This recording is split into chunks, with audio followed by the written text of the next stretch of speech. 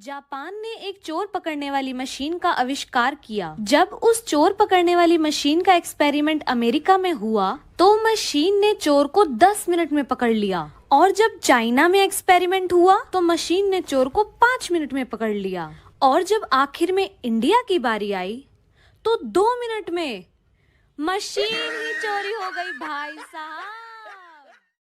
एक जापानी tourist India आया, उसने टैक्सी ली और उसमें बैठ गया। इंडिया का ट्रैफिक देखकर वह थोड़ा परेशान सा लग रहा था और अपने जापान देश की तारीफ करता जा रहा था। तभी रास्ते में एक कार तेज रफ्तार से निकली। तभी उस कार को देखकर वह टूरिस्ट चिल्लाया, अरे वो देखो, टोयोटा की car, made in Japan, very very fast. तभी 5 मिनट बाद एक और कार निकली। वो टूरिस्ट फिर चिल्लाया, अरे ये तो निसान की कार थी, ये भी made in Japan, very very fast. Taxi driver हिंदुस्तानी था और उस जापानी टूरिस्ट को अपने देश की इतनी तारीफ करना उसे अच्छा नहीं लग रहा था। अब उस टैक्सी ड्राइवर को थोड़ा गुस्सा आ रहा था। तभी एक और कार बड़ी तेजी से निकली। जापानी टूरिस्ट फिर चिल्लाया, अरे ये तो होंडा की कार है, made in Japan, very very fast. अब टैक्सी ड्राइवर के सब्र का बांध टूट गया और उसने अपनी टैक्सी रोकी और टैक्सी मीटर की तरफ इशारा किया और कहा, सर 500 रुपए। उस जापानी टूरिस्ट ने कहा, अरे अभी तो 15 मिनट भी नहीं हुए, थोड़ी सी देर के 500 रुपए, ये तो बहुत ज्यादा है। टैक्सी ड्राइवर मुस्कुरा कर बोला, सर ये मीटर मेड इन इंडिया है, बहुत तेज, वेरी वेरी फास्ट। एक डॉक्टर का सवाल, टूथब्रश कितने समय बाद रिटायर किया जाता है? चाइनीज ने कहा 1 हफ्ते में, ब्रिटिशर ने कहा 1 महीने में, और अमेरिकन ने कहा 3 महीने में। अब आई भारतीय की बारी। भारतीय ने बोला, डॉक्टर साहब इंडिया में तो टूथब्रश कभी रिटायर ही नहीं होता। डॉक्टर बोला, वो कैसे? भारतीय ने कहा, इंडिया में टूथब्रश सबसे पहले दांत साफ करने के काम आता है, फिर हेयर कलर करने के काम आता है, उसके बाद मशीन की सफाई के काम आता है, और जब उसके बाल गिर जाते हैं तो पजामे में नाड़ा डालने के काम आता है।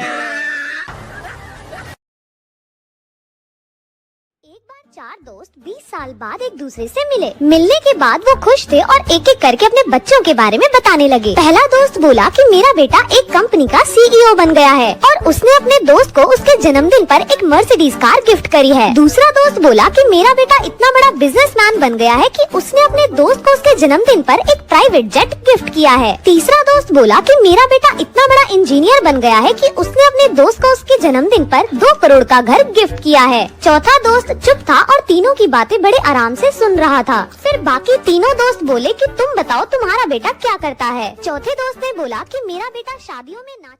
बहुत समय बाद मेरी आंखें खुली और मैं कोमा से बाहर आया। नर्स ने मुझे देखा और बोली, ओ तुम्हें होश आ गया।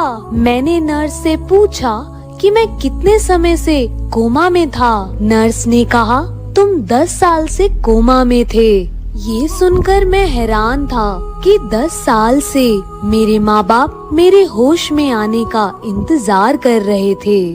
और फिर मैंने नर्स से पूछा कि वैसे अभी टाइम क्या हुआ है? नर्स बोली, सुबह के 6:55। ये सुनकर मैंने नर्स से कहा, मैं रोज 7 बजे उठा करता था, तो 5 मिनट और सोने दो।